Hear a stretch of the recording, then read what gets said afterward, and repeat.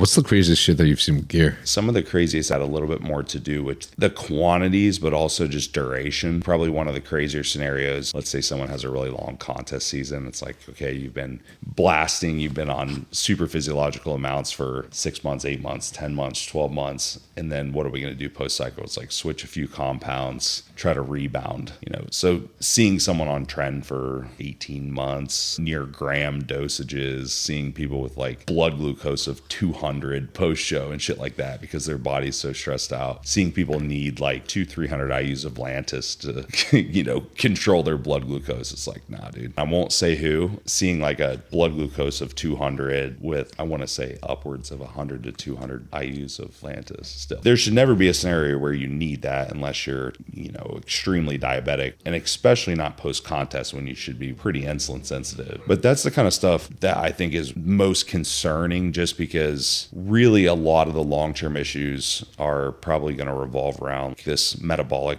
syndrome type of scenario where it's like high cholesterol in isolation is probably not going to be the problem. Blood glucose in isolation might not be the problem. But when we start combining this cluster of symptoms for a long time, you're basically just an obese person that the only reason that you don't have type 2 diabetes is that you prep once in a while.